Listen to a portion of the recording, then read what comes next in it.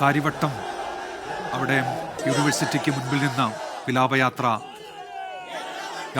തിരിച്ചിരിക്കുകയാണ്. അവിടെ SFI വിദ്യാർത്ഥികൾ എത്തി VSന് അന്ത്യാഭിവാദ്യം അർപ്പിച്ചു. അവർ കൂടി ആ വിലാപയാത്രയുടെ ഭാഗമാകുന്നു. കഴക്കൂട്ടം ലക്ഷ്യമാക്കിയുള്ള യാത്രയിലാണ് വിലാപയാത്ര. ഇപ്പോൾ ആലപ്പുഴയിലേക്കുള്ള യാത്രയാണ്. 2:15 കഴിഞ്ഞപ്പോൾ തലസ്ഥാന നഗരിയിൽ നിന്ന്, തിരുവനന്തപുരത്ത് നിന്ന് ആരംഭിച്ചതാണ്. സാധാരണ ഈ കാര്യവട്ടം വരെ ഒരു യാത്ര എത്താൻ എത്ര മണിക്കൂർ എടുക്കും, എത്ര സമയം എടുക്കും എന്നത് നമ്മൾക്കറിയാം. പക്ഷേ ഇപ്പോൾ 5 മണിക്കൂർ പിന്നിടുകയാണ്. ആ ദൂരം അത്രയും താണ്ടാൻ 5 മണിക്കൂർ എടുത്തു ഈ വിലാപയാത്ര. തിരുവനന്തപുരം ജില്ലയിൽ തന്നെ ഇനിയും കേന്ദ്രങ്ങൾ ബാക്കി നിൽക്കുന്നു. അത് കഴിഞ്ഞാൽ കൊല്ലമാണ്. അത് വീരേതിഹാസത്തിൻ്റെ മണ്ണ് കൂടിയാണ്. ഇടതുപക്ഷ പ്രസ്ഥാനങ്ങൾക്ക്, CPIന് ഏറെ വേരോട്ടമുള്ള മണ്ണാണ്. അവിടെ ആയിരങ്ങൾ VSനെ കാത്തു നിൽക്കുന്നുണ്ട്. അത് കഴിഞ്ഞാണ് ആലപ്പുഴ. അങ്ങനെ VSന് അന്ത്യാഭിവാദ്യം അർപ്പിക്കുന്നതിന് വേണ്ടി ആയിരങ്ങൾ തിങ്ങി നിറഞ്ഞു നിൽക്കുന്നു. റോഡിന് ഇരുവശവും വിലാപയാത്ര അതിനിടയിലൂടെ കടന്നുപോയിക്കൊണ്ടിരിക്കുകയാണ്. എൻഡോസൾഫാൻ ദുരിതബാധിതർക്ക് വേണ്ടി മുൻനിരയിലുള്ള നേതാവായിരുന്നു VS. പരിസ്ഥിതി പ്രവർത്തകനും ഡോക്യുമെന്ററി സംവിധായകനുമായ പ്രൊഫസർ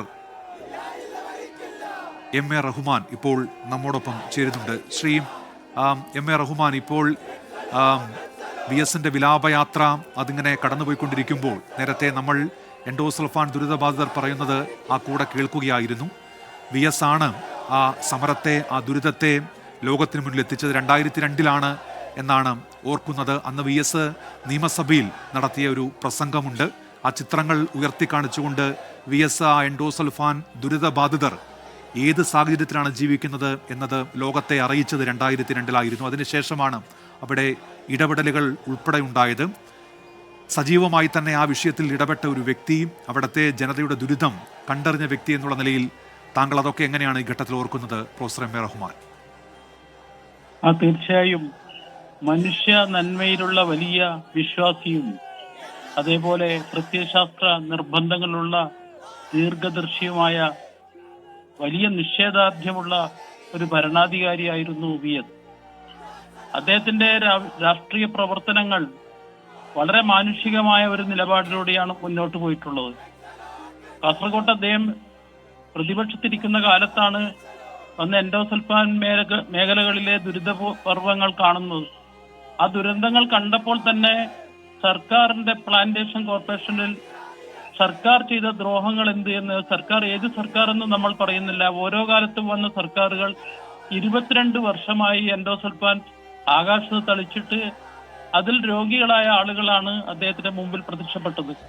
അത് കഴിഞ്ഞ് അദ്ദേഹം ചെന്ന് അതിനെ എങ്ങനെ പ്രതികരിക്കാമെന്നുള്ളതാണ് അസംബ്ലിയിൽ കാണിച്ചത്. ആ ഭരണം കഴിഞ്ഞപ്പോഴത്തേക്ക് ഒരു ആനുകൂല്യവും ഇവിടെ വന്നില്ല. പിന്നീട് പുതിയ ഗവൺമെന്റായി വരുമ്പോഴാണ് അച്യുതാനന്ദൻ കേരളത്തിന്റെ മുഖ്യമന്ത്രിയാവുന്നത്. ആ സമയത്ത് ഞങ്ങളുടെ മഞ്ചേശ്വരം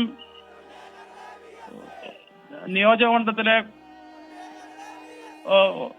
MLA ആയ കുഞ്ഞമ്പു എന്ന് പറയുന്ന ആൾ തിരുവനന്തപുരത്ത് പോവുകയും അസംബ്ലിയിൽ ഒരു സബ്മിഷൻ വെക്കുകയും ചെയ്തു.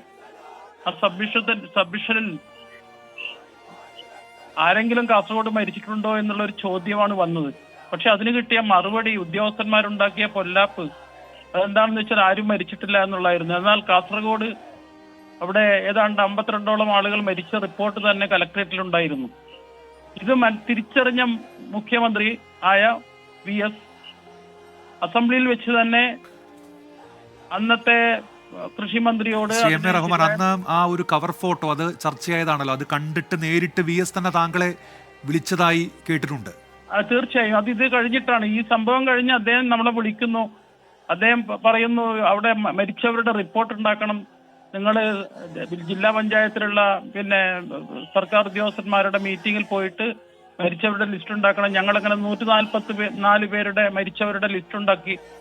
ആ സംഭവത്തിന് ശേഷം ലിസ്റ്റ് അങ്ങോട്ട് അയക്കുകയും ഉടനെ അച്യുതാനന്ദൻ നേരിട്ട് കാസർഗോട്ടേക്ക് വരുന്നു. അവർക്കുള്ള ആനുകൂല്യം എന്ന നിലക്ക് 50,000 രൂപ മരിച്ചവർക്ക് കൊടുക്കുന്നു എന്നുള്ള ദീർഘദർശിയായ ഒരു പ്രോജക്റ്റാണ് അദ്ദേഹം പറഞ്ഞത്. അത് കാരണം ആ സമയത്ത് മനുഷ്യാവകാശ കമ്മീഷൻ കാസർഗോട്ട് വന്നിട്ടില്ല. ഞങ്ങളൊക്കെ അത് വരാൻ വേണ്ടി സമരം ചെയ്യുകയാണ്. അത് അദ്ദേഹം വന്നിട്ട് ഒരു പ്രഖ്യാപനം നടത്തിയതിൽ പ്രധാനമായി അദ്ദേഹം ചെയ്തത് മന്ത്രി അസംബ്ലിയിൽ പറഞ്ഞ സഭാരേഖകളിലെ തെറ്റ് തിരുത്തുന്നു മാത്രമല്ല നിങ്ങളോട് അദ്ദേഹം വന്നിട്ട് മാപ്പ് പറയുമെന്നാണ് പറഞ്ഞത്. അത് വലിയൊരു കാര്യമായിരുന്നു. യാതൊരു ആലംബവുമില്ലാത്ത ഈ മനുഷ്യർക്ക് ആരും മരിച്ചിട്ടില്ല എന്ന് പറഞ്ഞപ്പോൾ അതൊരു ആഘാതമായിരുന്നു. ആ ആഘാതത്തെ മാറ്റാനുള്ള ഒരു ചികിത്സാ പദ്ധതിയാണ് ആദ്യം നമ്മുടെ VS കാസർഗോഡ് വന്നപ്പോഴുണ്ടായത്. അത് കഴിഞ്ഞിട്ട് അതിനടുത്ത ആഴ്ചയിൽ ഞങ്ങൾ 144 പേരുടെ ലിസ്റ്റ് അയച്ചു കഴിഞ്ഞപ്പോൾ അദ്ദേഹം വീണ്ടും വരുമ്പോൾ അദ്ദേഹത്തിന്റെ കൂടെ നമ്മുടെ കൃഷിമന്ത്രി ഉണ്ടായിരുന്നു. അദ്ദേഹം ഈ മനുഷ്യരെ എല്ലാം നോക്കിക്കൊണ്ട് 2-3 തവണ അദ്ദേഹം അവരോട് മാപ്പ് പറഞ്ഞിട്ട് തിരിച്ചുപോയി. അന്ന് അദ്ദേഹം സ്റ്റേജിൽ നിന്ന് ഇറങ്ങിയിട്ട് രോഗികളുടെ മരിച്ചുപോയവരുടെ ബന്ധുക്കളുടെ കയ്യിലേക്ക് നേരിട്ട് ചെക്ക് കൊണ്ടുപോയി കൊടുക്കുകയാണ് ചെയ്തത്. ഈ ഒരു ഡൗൺ ടു എർത്തായിട്ടുള്ള ഒരു സമീപനം കേരള രാഷ്ട്രീയത്തിലെ ഒരു അത്ഭുത സംഭവമായിരുന്നു. അത് വലിയ പണിപ്പെട്ടാണ് ഈ 144 പേരുടെ ലിസ്റ്റ് നമ്മൾ അന്ന് ഉണ്ടാക്കിയത്. ഇതൊരു വലിയ ചരിത്രമാണ്. ഒരുപക്ഷെ മെഡിക്കൽ സയൻസിന്റെ അഭാവം മൂലം ഇവിടെ അനുഭവിക്കുന്ന ഒരു പ്രശ്നത്തിന്റെ പിന്നീടുള്ള ദിശാസൂചിയായിരുന്നു VSന്റെ ഈ ഇടപെടൽ. ആ ഇടപെടലിന് ശേഷമാണ് പിന്നെ രണ്ടാമത് 2010 ഹ്യൂമൻ റൈറ്റ്സ് വന്നിട്ട് ഇവിടെ അവർക്ക് ആശ്വാസധനം കൊടുക്കണം, 5 ലക്ഷം രൂപ വീതം ഓരോ രോഗികൾക്കും ആശ്വാസധനം കൊടുക്കണമെന്നും അതേപോലെ ഇവിടെ ഒരു പാലിയേറ്റീവ് ആശുപത്രി സ്ഥാപിക്കണമെന്നും പറയുന്നത്.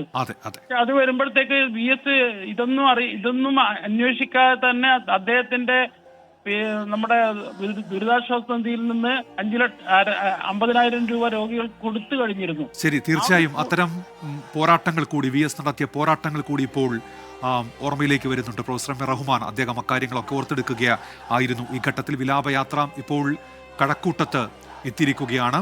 വിവരങ്ങളുമായി അലക്സ് റാം മുഹമ്മദ് ചേരുന്നുണ്ട്. അലക്സ്, വിവരങ്ങൾ.